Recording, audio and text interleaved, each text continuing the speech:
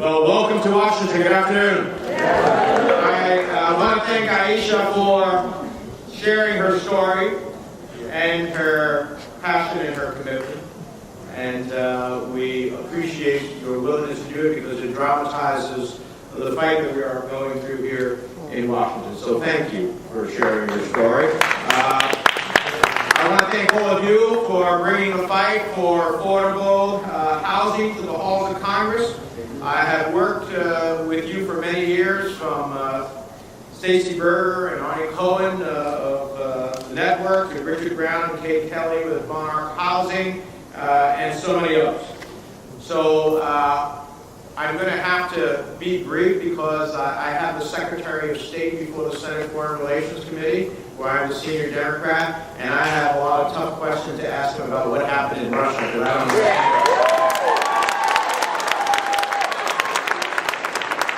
Whether you are a resident or an advocate, an organizer, or an affordable housing provider, it's so important to make your voices heard, and it's much harder for the Trump administration and the Republican-controlled Congress to ignore you when you're at their doorsteps. In these times of great uncertainty, of empty promises, of lost opportunities, we cannot lose sight of what we are collectively fighting for. An affordable place for every New Jerseyan to call home. An economy that rewards work and not just wealth. And a country that cares for seniors, for the disabled Americans, and for the most vulnerable among us. That's what we are fighting for in this country. Now, everyone in this room knows that we have an affordability crisis, and it's especially tough in states like New Jersey that are high-cost states to live in. Consider that for a minimum wage worker in New Jersey to afford a modest one-bedroom apartment, they have to work 107 hours a week. So it's no surprise that many families end up having to spend more than half of their income on rent, or when you have to spend half of your income on housing, we know what that means.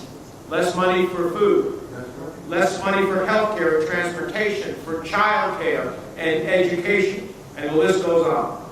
Now, some may call me too idealistic, but I believe that in the most prosperous nation on the face of the earth, no American should have to choose between paying rent, getting a prescription drug, or getting their kids through school. We can do that.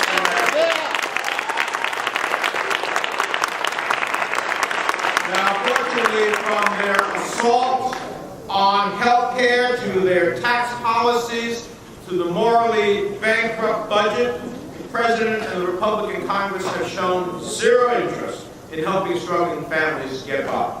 Last December, the Republican Congress fast-tracked President Trump's $2 trillion tax cuts to the wealthiest corporations in the nation and the top 0.1%. And guess what? We're all paying for that bill for those wealthy individuals. The Trump administration has put forward a budget that proposes cutting housing assistance by nearly $7 billion, eliminating 200,000 housing vouchers and tripling rents for families, seniors, and disabled Americans. That's the budget that the administration sends to us. Let's be clear about the cruelty of these cuts. By tripling the minimum rents on the poorest households, President Trump would have 1.7 million people, including nearly 1 million children, likely facing eviction. I can tell you, as the senior Democrat on the Housing Subcommittee, no way in hell are we going to let that money.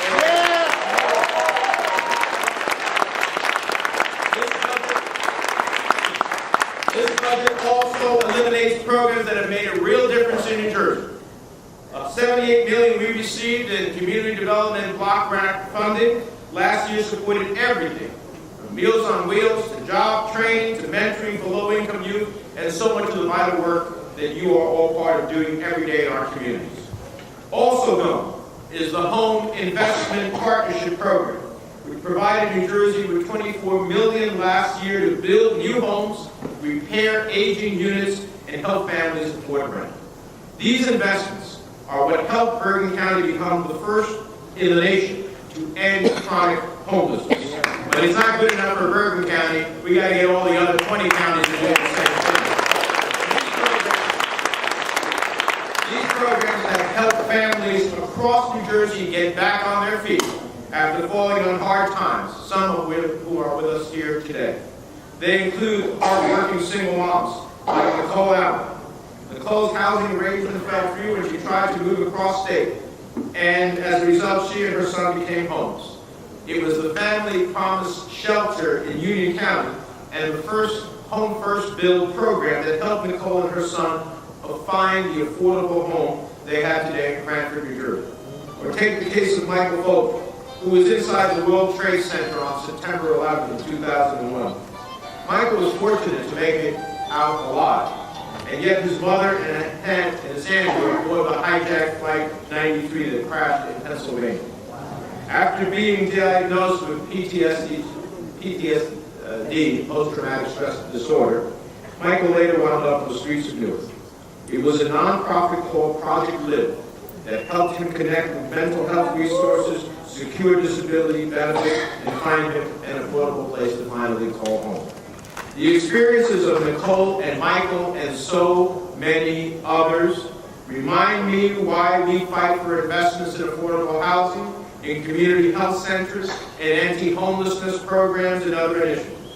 When hardworking people fall through on tough times and need a helping hand, what defines us as Americans is that we respond to our fellow Americans as one people. I cannot for the life of me understand why so many Republicans believe these programs are a waste of federal dollars. There is nothing wasteful about fighting poverty. There is nothing wasteful about giving every child a safe place to call home. And there is nothing wasteful about giving a senior a safe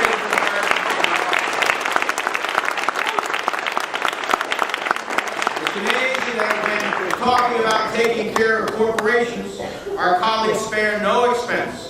When it comes to help struggling families, they pinch pennies. I think there's something seriously wrong with our politics and our policy when Congress would rather cut taxes for big corporations than make sure that a family has an affordable place to call home. That's the unfortunate reality we face in the present day. We have a president in the White House who believes that being wealthy is the same thing as being worthy. And people living in poverty are to blame for low wages that they're paid. And that if we keep throwing money at the wealthiest among us, somehow the benefits will trickle down. Last thing something trickled down on me I didn't care for. So I don't believe that. In all of the years that I've had serving the people of New Jersey, let me tell you something. I have never, ever seen a corporate tax cut lower a family's rent, cover a low-income student's tuition bill, or pay for an elderly person's prescription drugs. We can do better in America than what this administration has brought us. And that's what your fight is here today. That's why I'm here with you, to fight alongside with you. And together